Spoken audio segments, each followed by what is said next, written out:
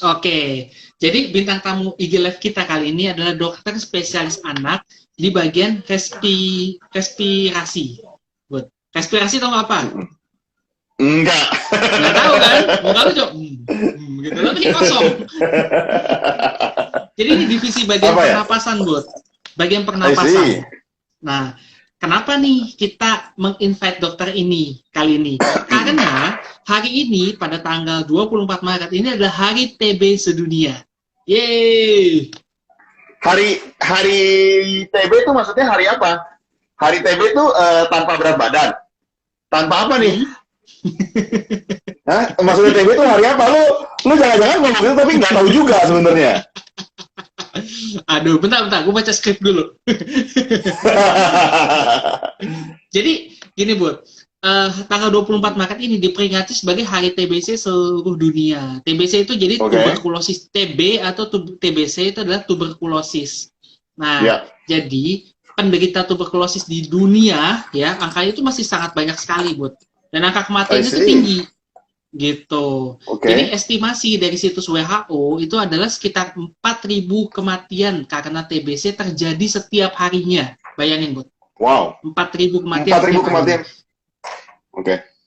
Nah, dan juga mungkin dari teman-teman Sobat Healthy juga mungkin ada yang punya pengalaman nih ya mengenai penyakit TBC.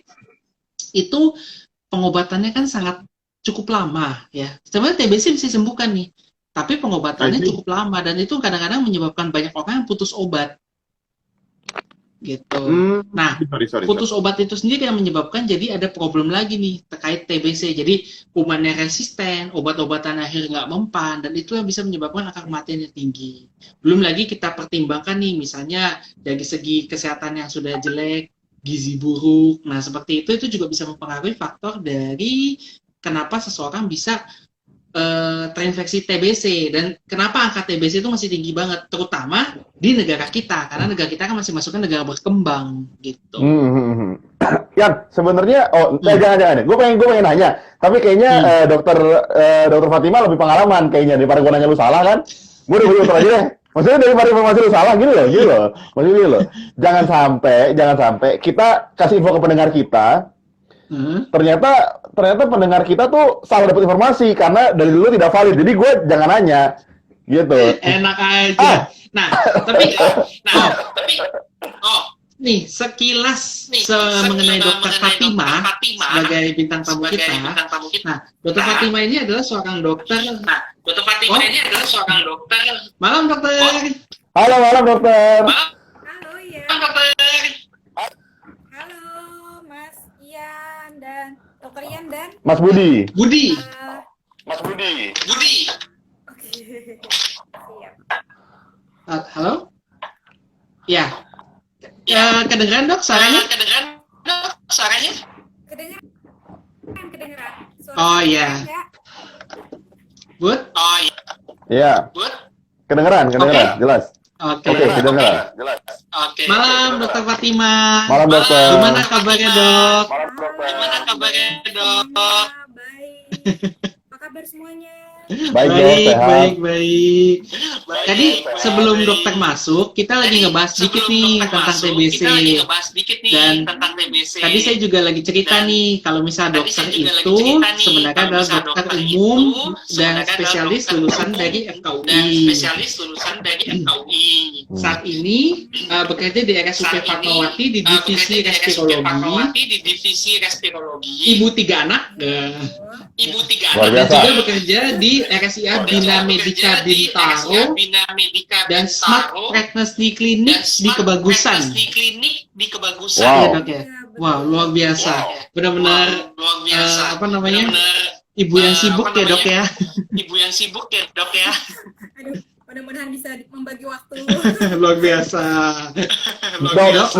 Dok, iya makanya tadi ketika sama Adrian mau ngobrol-ngobrol sedikit, saya takut Adrian salah informasi kan, karena kan kurang kredibel. Jadi kan gue dokter Fatima aja nih untuk ngasih informasi yang lebih jelas daripada gue order Adrian. Budi emang gitu dok. Ini manggilnya siapa dok? Jadinya siapa ya dokter Ian? Berarti sama dokter? Budi. Aku bukan dokter. Awam, dok. Oh, oke. Iya. Ya, Mas Budi potongannya aja dok, dokter. Iya. Isinya nipu dia. Ini agak susah ya. Budi potongannya aja dok, dokter. Iya. Baik. Oke. Gimana ya? Yuk. Oke. Ya. Jadi ini dok. Jadi kalau misal ini kan kita kan IG Live ini kan dalam rangka memperingati Hari TB ya dok. Nah, kalau menurut Dokter Fatima sendiri, penanganan TBC di Indonesia ini bagaimana sih dok? Terutama pada untuk anak-anak ya. Mm-mm. Baik, jadi ya UNTB ini sendiri ya, Dokter Adrieta ketahui bahwa di tahun 2019 pun kasusnya masih sangat tinggi. Jadi untuk anak itu sendiri ada 1,9 juta anak di seluruh dunia terkena TB. Jadi bahkan kalau di Indonesia itu dikatakan bahwa sekitar 845.000 per tahunnya anak terkena TB. Sedangkan dengan tingkat kematian yang juga masih sangat tinggi, sekitar ada 96.000 kematian gitu. Nah, di dunia pun Indonesia ini sebagai penyumbangnya.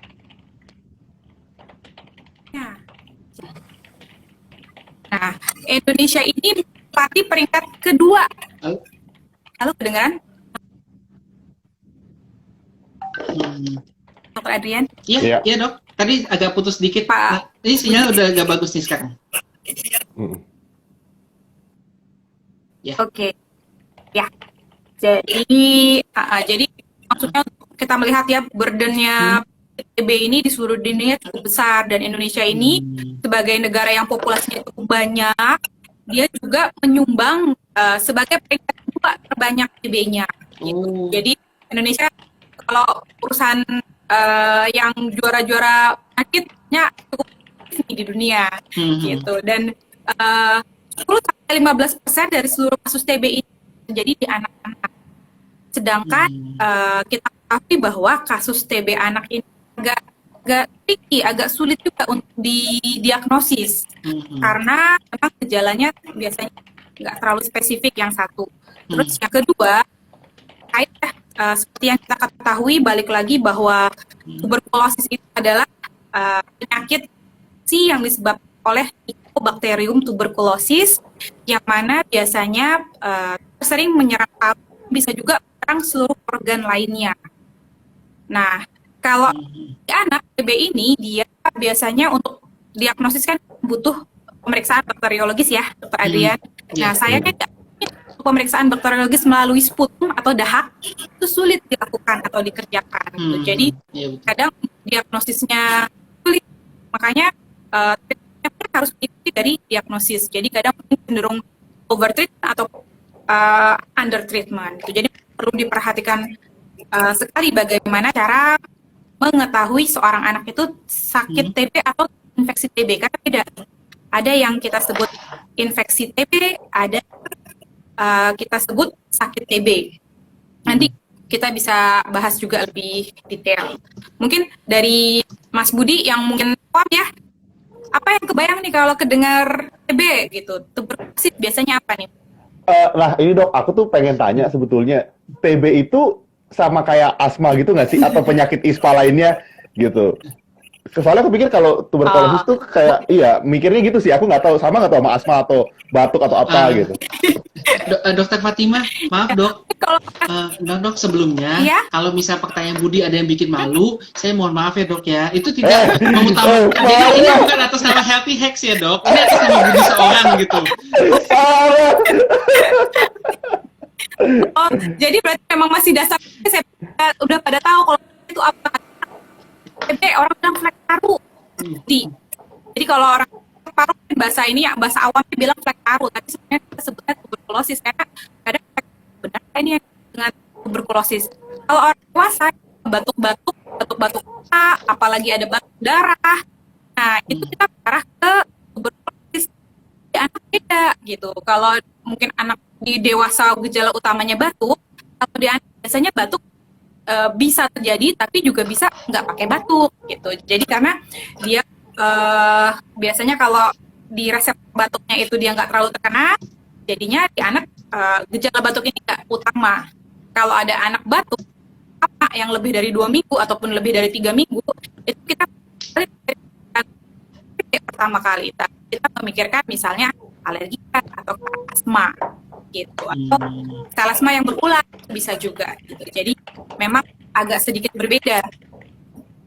Udah mungkin ada gambaran dikit ya, Mas Budi, bahwa ya yang TB itu yang biasanya orang batuk dibilang oh batuk nih, batuk dahak flek. Nah itu yang diobatin selama 6 bulan ya, 6-9 bulan lah kurang lebih. Itu yang kita sebut dengan infeksi tuberkulosis. Nah namanya karena kumannya lewat saluran napas, dia masuk utama ke paru-paru. Tapi bisa juga infeksi TB ini tidak hanya di paru-paru, tapi bisa ke seluruh tubuh. Jadi bisa menyebar lewat aliran darah, aliran limfa tubuh. Jadi dia bisa jadi TB di otak, di selaput TB, TB di ginjal, TB di tulang. Kita sebut kalau di tulang belakang disebut spondilitis TB, kadang TB kidar. Nah itu hubungannya sama Mycobacterium tuberculosis ini gitu.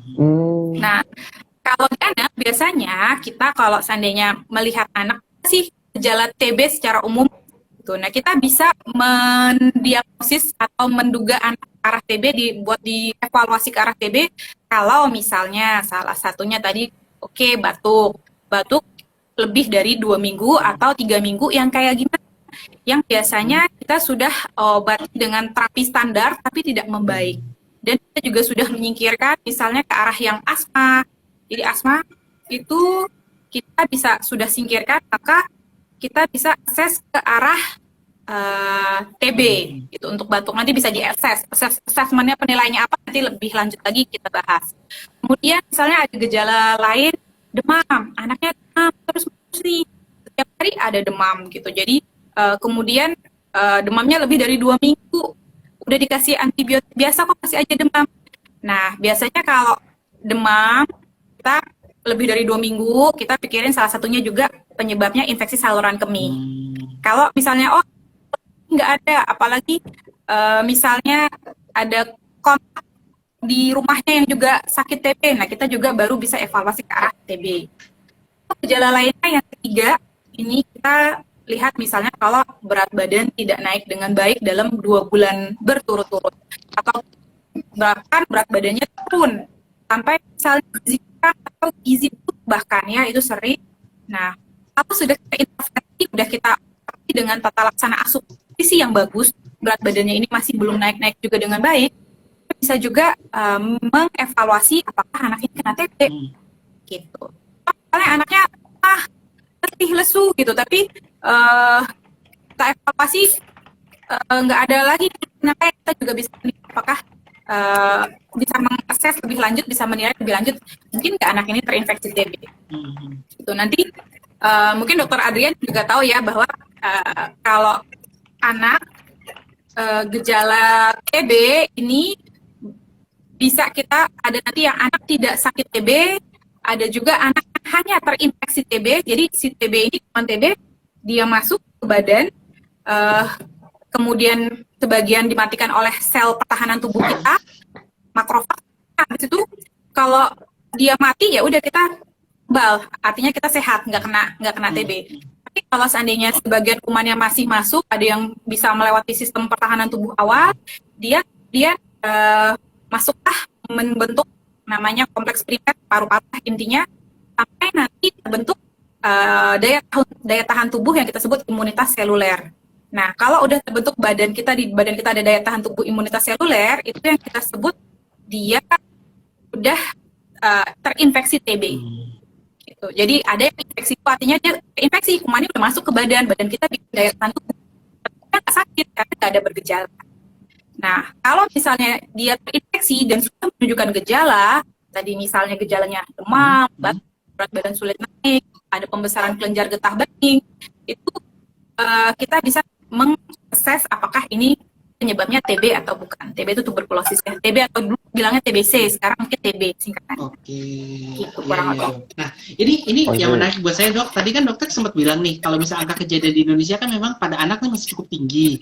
Katanya angkanya mencapai 15 sampai 20%. Nah, yang mungkin dari Sobat Healthy juga penasaran, itu kenapa sih, Dok, pada anak-anak itu kok mudah terkena TBC?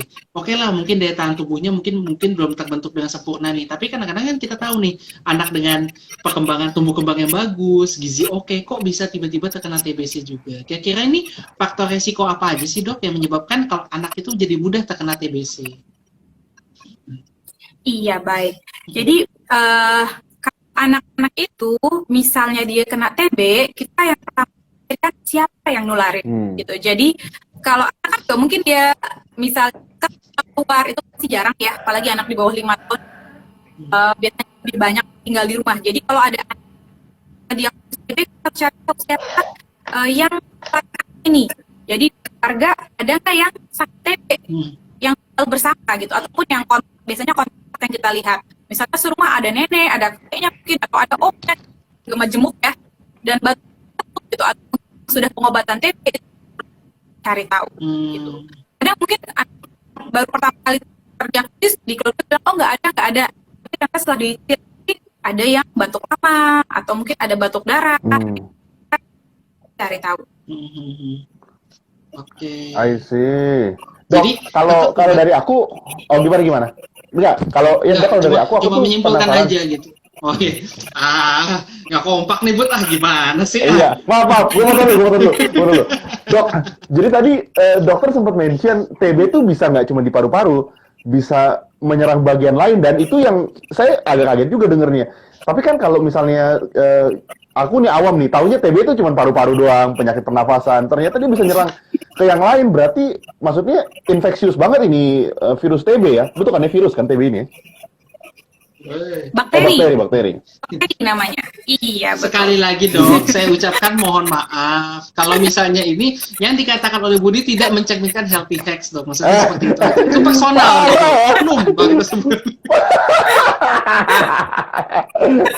Oke, buat teman-teman kita buka ini sesi pertanyaan buat kalian yang pengen tahu tentang TB lebih dalam, terutama untuk ini Dok, aku kan baru punya anak-anakku baru lahir nih, baru sebulan Senin kemarin gitu. Jadi terima kasih dokter. Jadi kepikiran juga, wah ternyata ini banget ya rentan menyerang anak-anak. Nah, dokter, ini aku cerita pengalamanku ya. Dulu si papa tuh kediagnosa kena TB. Kena TBC kan gitu.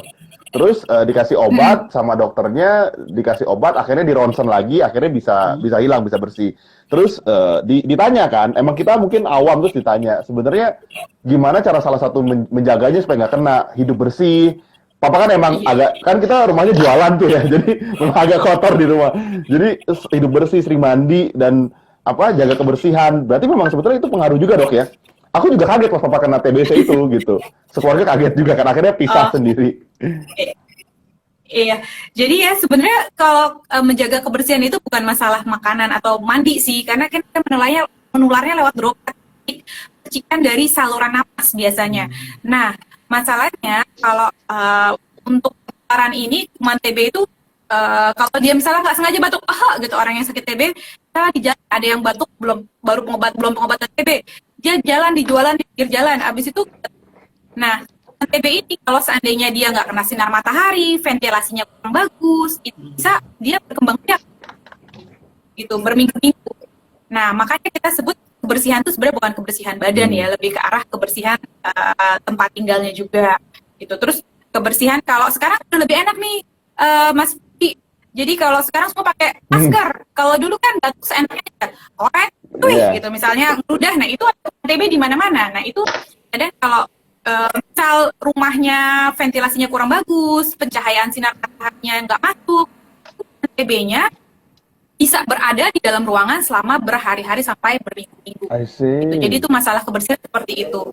Terus nutrisi atau daya tahan tubuh itu juga penting karena kalau seandainya tadi kan ada ya pas awal dia masuk kita dimatiin dulu sama sistem daya tahan tubuh kita yang ini namanya yang bawaan kita. Kalau seandainya kita dalam kondisi sehat, fit, itu kan dimatiin ya udah sehat-sehat aja gitu, nggak jadi sakit ataupun terinfeksi. Tapi kalau misalnya daya tahan tubuh kita lagi kurang istirahat, makannya kurang sampai gizi buruk, nah itu kan misalnya kuman TB masuk itu jadi infeksi bahkan menjadi sakit yang bergejala gitu. Jadi sebenarnya kadang kita suka nanya juga gitu, ada ibu bapaknya TB juga nggak? Itu sebenarnya bukan karena kuman gitu,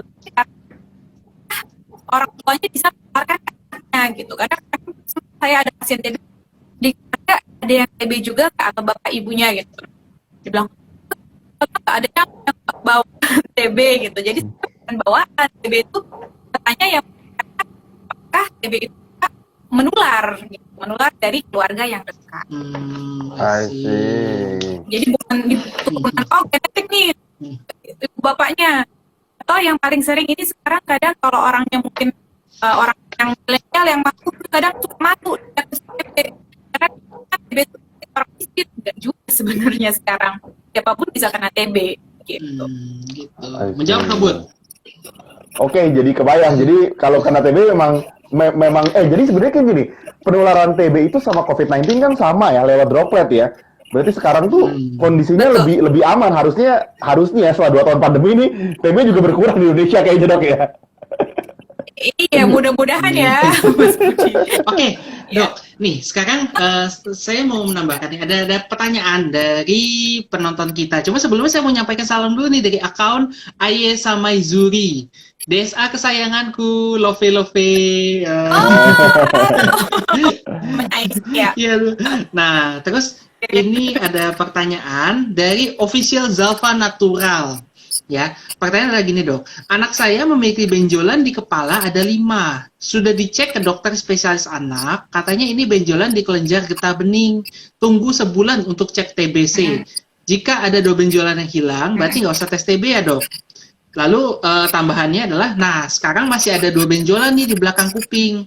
Apakah perlu dites TB, Dok? Anaknya berat badan normal, nggak demam, nggak batuk. Berarti keluhan-keluhan pernapasannya nggak ada nih, Dok. Tapi kecurigaannya di kelenjar getah beningnya. Nah, pada kasus seperti ini kira-kira apa ya, Dok, yang harus dilakukan nih terhadap si orang tua ini?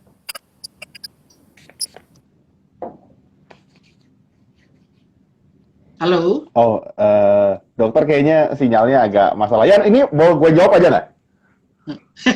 Ya. Lu jawab, gue keluar langsung gue lift nih. Stay healthy, bye-bye. Oke, sebetulnya dokter Fatima masih ada gangguan sinyal. Gimana Yan, gimana? Nanti sambil kita tunggu dokter Fatima, sekalian tadi kan dokter Fatima udah jelasin begitu banyak nih mengenai. Oh, sudah masuk ya? Oh, ini udah masuk. Halo, Dok. Oh iya, maaf tadi kelempar kayaknya ya. Oh iya, salah Budi, Dok, kalau kayak gitu. Dengar ya. Ya, Dok. Jadi ada ibu yang nanya ya, anaknya ada saran. Halo, dengeran ya, kan? Ya, kedengeran, Dokter. Oke, jadi ada ibu tadi nanya, anaknya ada pembesaran kelenjar getah bening ya, katanya ada 5 buah. Ini memang salah satunya pembesaran kelenjar getah bening kita bisa pikirkan ke arah TB kalau misalnya jumlahnya lebih dari 1, jadi multiple. Ini udah cukup mengarah ke sana ya. Terus biasanya kalau di leher ukurannya lebih dari 1 cm dan biasanya tidak nyeri. Memang untuk pembesaran kelenjar getah bening ini kita kelenjar getah bening ini kan semua orang punya sebenarnya ya. Kita punya, tapi nggak teraba membesar. Nah, kalau memang dia ada infeksi, maka kelenjar getah bening ini berfungsi melawan si kuman-kumannya ini, jadilah dia membesar. Gitu. Kalau misalnya pembesaran di leher, kemungkinan berarti yang ada infeksinya dari daerah yang dialiri oleh kelenjar getah bening. Jadi sekitar mulut, sekitar hidung, bisa juga ke arah paru. Gitu. Jadi tergantung daerah mana yang membesar. Nah, kalau seandainya memang kita sudah mencoba mencari apa yang ada yang infeksi lainnya gitu. Misalnya ada infeksi di giginya atau ada infeksi yang lain, biasanya antibiotik kurang lebih mungkin selama 2 minggu. Biasanya kalau memang dia mengecil, ya berarti memang infeksi aja, bukan karena TB. Infeksinya bukan karena TB. Tapi kalau seandainya memang tadi kelenjarnya masih besar, apalagi udah kelihatan ya, lebih dari 2 cm, lebih dari 1 cm itu, ada yang gede di kelenjarnya, udah gitu, udah diterapi, masih aja belum baik kita evaluasi ke arah TB. Nanti kita bahas evaluasinya apa aja yang bisa kita lakukan. Tapi kalau untuk kalau dengan yang diberikan DSM-nya itu baik, mungkin akan sangat TB. Dan ternyata Tapi dok, kalau memang dia tidak kecil, masih besar, kalau tambah besar lebih dari itu Oh, nah dok, tadi kan ada pertanyaan follow up-nya lagi ke nih arah dok. TB. Oh iya dok, ada pertanyaan follow up-nya lagi nih. Ternyata jadi setelah ditunggu dan diterapi terlebih dahulu, benjolannya berkurang dok, tapi tidak menghilang gitu. Kalau nggak salah tadi tersisa 2 ya. Maaf saya baca lagi dok ya. Iya, masih ada 2 benjolan nih ternyata di belakang kuping. Nah pertanyaan dari orang tuanya adalah apa yang harus dilakukan? Apakah tetap perlu melanjutkan treatmentnya atau perlu pengecekan nih sekarang ke arah TB-nya nih gitu. Ya, sekarang berarti mungkin kalau tidak mengecil, tidak menghilang sama sekali, masih ada, dan kalau hanya lebih dari 1 cm, penilaian ke arah TB. Jadi biasanya kalau untuk penilaian kita salah satunya kalau memang dia ada gejala batuk, kita kalau ada gejala kontak ya, kalau ada TB, ada orang di rumah yang TB yang batuk atau batuk tahap, batuk parah. Nah, kalau ada itu kita bisa langsung evaluasi lagi. Nah, kemudian kita nilai lagi apakah anaknya bisa dicek dahak nggak kalau pas ada batuk. Kalau dia bilang tadi kan ada batuk ya, nah kita bisa coba tes uji tuberkulin atau kita sebut juga tes mantuk. Jadi tes mantuk ini untuk menilai apakah seorang anak terinfeksi TB atau biasanya disuntik sama namanya ada zat PPDRT23, disuntik di lengan bawah, kita lihat respon daya tahan tubuhnya dalam 8-72 jam ke depan. Jadi 2-3 hari kemudian durasinya kita lihat bengkak detolnya itu lebih dari 10 mm apa enggak. Kalau memang besar berarti artinya sudah terbentuk daya tahan tubuh anaknya, artinya anaknya sudah terinfeksi TB. Gitu. Jadi kita bisa assess ke arah TB sana. Atau cara lainnya ke rujuk bedah buat di angkat, biasanya buat di biopsi. Gitu. Ntar gambarannya apakah gambaran khas ke arah TB kah? Biasanya ada radang granulomatosa atau mungkin ditemukan sel datia lahan atau ketemu sel kuman TB-nya. I see. Jadi memang berarti kalau pada kasus ini lebih baik kita lakukan pemeriksaan lebih lanjut ya dok, karena memang sudah coba di treatment ternyata memang tidak mungkin kurang ya, bukan tidak efektif, kurang efektif nih. Lebih baik kita mengeliminasi kemungkinan adanya TBC pada anak ini, gitu. Betul. Nah, dok, biar aku mau nanya lagi. Muka lu Oke, gua perlu ngilang dari layar dulu atau enggak nih? Kalau mau nanya. Iya, Yan. Gue yakin banget dokter Fatima tuh paham. Iya, Mas Budi ini kan emang awam, anaknya baru sebulan lagi. Jadi banyak pertanyaan yang emang agak-agak takut nih sebenarnya. Orang gue baru kan, anak pertama lagi. Dok, aku tuh pengen tanya, sebetulnya kalau misalnya sampai gitu ya, ada anak terkena TBC, penanganannya apakah sama dengan orang dewasa atau dia punya treatment khusus tuh dok? Gitu. Oh iya, baik Mas Budi, betul banget pertanyaannya ya. Ini kalau untuk anak, memang terapinya kurang lebih sih ya, nggak sama sih, mirip dengan orang dewasa. Kita pengobatan kurang lebih tadi, kalau dia yang sensitif obat rata-rata 6 bulan udah bisa 6-9 bulan ya, rata-rata sih sebagai hamster 6 bulan cukup. Tapi kalau dewasa kita biasanya pakai obatannya ada 4 macam obat TB, 4 macam antibiotiknya. Kalau anak itu biasanya ada 3 macam antibiotiknya. Jadi ada namanya rifampicin, isoniazid, sama pyrazinamide. Kalau dewasa tambahin etambutol. Kecuali misalnya anaknya ada terbukti dahaknya positif BTA-nya, untuk si TB-nya kita memang sampai dewasa pengobatannya. Gitu. Jadi kalau anaknya gejala TB, memang sakit TB tapi kumannya dahaknya negatif, nggak ketemu, kita obati dengan panduan TB anak 3 macam. Tapi enaknya sekarang panduan TB anak walaupun obatnya 3 macam, ini kita bisa SDC Indonesia. Jadi atau KDT namanya bahasa Indonesianya, kombinasi dosis tetap terpadu ya, kombinasi dosis tetap ini obatnya cuma tinggal satu macam. Gitu. Jadi satu macam diberikan, tapi jumlahnya tergantung dari berat badan anaknya. Jadi nanti dibagi-bagi lagi, kalau makin gede jumlah obatnya dimakan makin banyak. Gitu. Jadi kurang lebih sama ya dengan dewasa pengobatan, tapi jumlahnya berbeda. Dan kalau misalnya anak-anak kan susah ya evaluasi dahak ya. Kalau orang dewasa kan gampang tuh. Oke, dahak. Kalau dia positif biasanya diulang bulan kedua, bulan kelima, bulan keenam.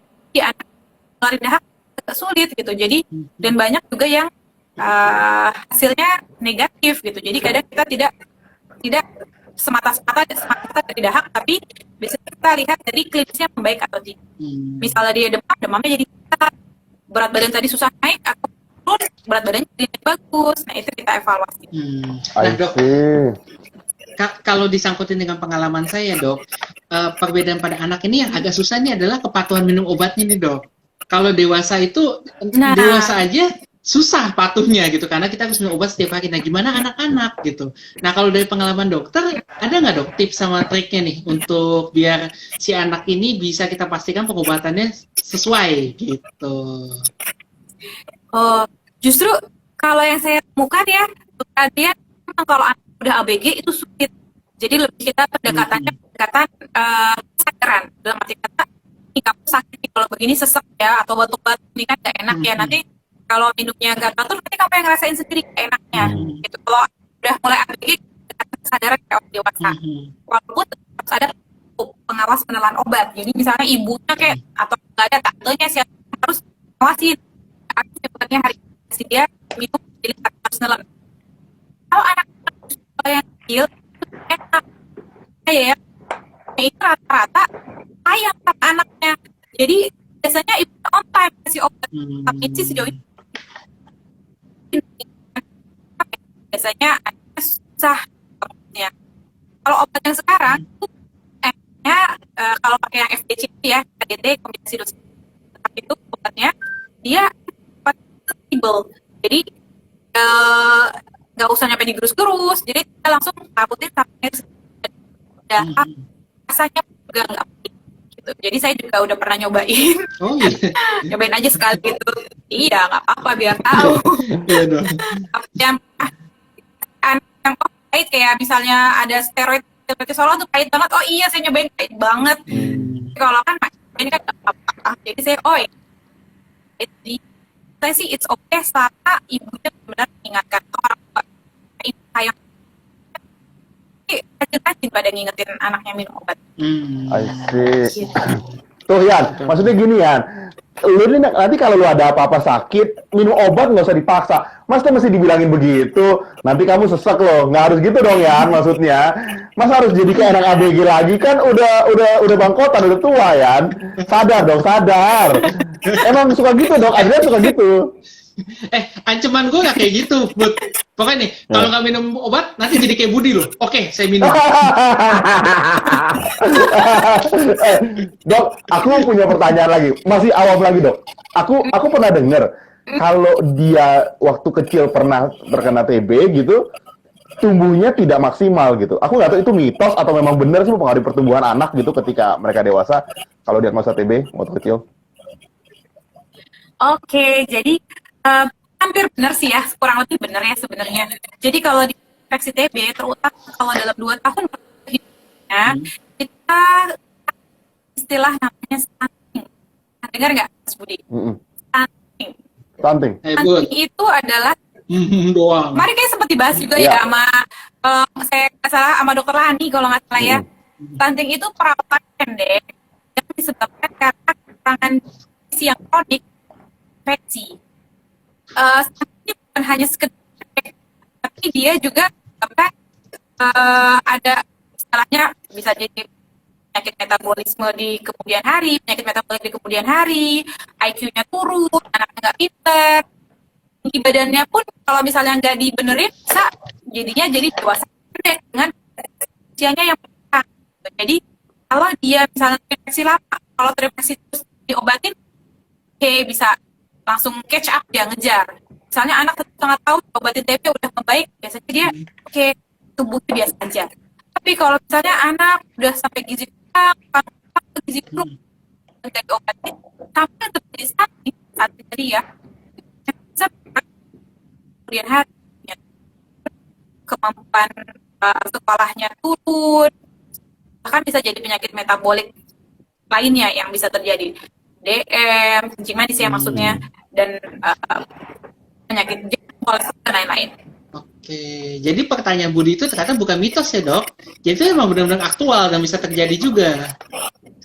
Nah, tapi kalau seandainya cepat ditangani dan diobati dengan sampai tuntas, itu mungkin bisa baik-baik aja. Jadi nggak 100% sebenarnya. Oke.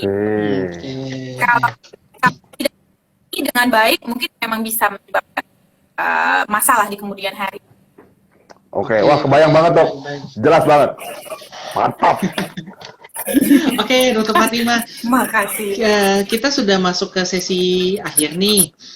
Sebelum kita closing, mungkin dari dokter ada pesan atau sesuatu nih kesan mungkin kepada pasien-pasien dokter nih. Tadi ada salam juga nih dok. Saya bacakan ya dari Rere Sterino. Halo Dokter Ima, miss you katanya. Waduh, fansnya banyak amat dokter ya. RCM. Nah, jadi mungkin dokter ada nggak nih dok pesan kepada orang tua yang mungkin anaknya saat ini sedang menderita TBC atau pesan dokter terkait tentang Hari TBC dunia kita ini tahun 2021. Bagaimana dok?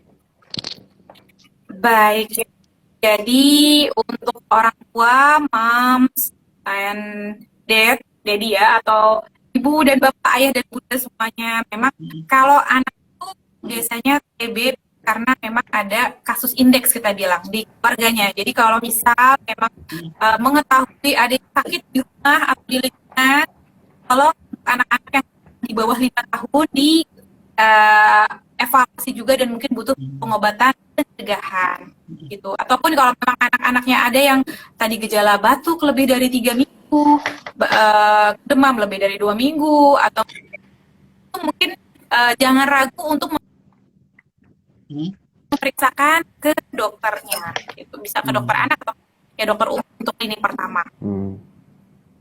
Oke. Gitu. Jadi ya agar bisa ditreatment dengan baik dan kalau bisa ikuti benar-benar patuhi pengobatannya hingga tuntas. Karena TB bisa kita harapannya bisa kita musnahkan di tahun 2030. Mudah-mudahan anak-anak Indonesia bebas dari TB dan bisa bebas juga dari stunting sebagai efek jangka panjangnya kalau misalnya terjadi gangguan karena infeksi. Amin, amin. Amin. Mudah-mudahan bisa tercapai dan semua itu pasti bisa tercapai kalau misalnya kerjasama kita juga ya dok ya, kerjasama dari masyarakat, dari semua orang di seluruh dunia untuk bisa mulai memperhatikan tentang self hygiene-nya, memperhatikan tentang cara penularan TBC-nya dan mudah-mudahan sih bisa kita eradikasi seperti kata dokter tujuannya di tahun 2030. Oke, terima kasih banyak Dr. Fatimah untuk informasinya sudah menjadi narasumber di HPX hari ini. Sama Dr. Adrian, Mas Budi, terima kasih atas pertanyaannya dan kesempatannya. Terima kasih dokter. Dan buat Sobat Healthy yang mungkin nih masuknya joinnya telat nih, padahal pengen tahu pembicaraannya dari awal, nanti episode kali ini akan kita upload di channel YouTube kita di healthyhacks.id, dan besok sekitar jam 10 pagi akan kita tayangkan lagi secara premier dan bisa disaksikan dari awal. Dan mungkin buat teman-teman yang lainnya yang punya pertanyaan lebih lanjut kepada Dokter Fatimah atau Dokter Imah ya dok ya. Nah ini nanti bisa mungkin hubungi Dokter Fatimah di tempat kliniknya di RSUP Fatmawati yang tadi sudah kita sebutkan, atau di RSIA Bina Medika Bintaro, atau juga bisa di Smart Pregnancy Clinic di Kebagusan, atau mungkin via Instagram juga bisa ya dok ya. Kita sudah lampirkan juga Instagram dokter di HPX.id. Gitu. Oke. Ya, terima kasih banyak dokter. Sama-sama. Thank you banget ya dokter sekali lagi. Oke. Dan jadi teman-teman sampai sini aja. Semoga kita bisa membawakan lagi, bisa ngobrol bareng teman-teman rekan-rekan dokter lagi supaya bisa ngasih tahu banyak info-info yang benar gitu. Banyak banget mungkin teman-teman dengar mitos-mitos yang salah, penanganan-penanganan yang keliru, bahkan banyak banget kesalahan-kesalahan yang dilakukan terus-menerus karena mereka nggak tahu benernya apa. Dan semoga lewat informasi ini teman-teman bisa belajar apa sih informasi yang benar sebenarnya gitu. Jadi sekali lagi terima kasih Dokter Ima. Sampai sini aja buat teman-teman semua. Sama-sama. Jangan lupa jaga kesehatan dan stay healthy. Stay alive. Bye-bye. Bye-bye.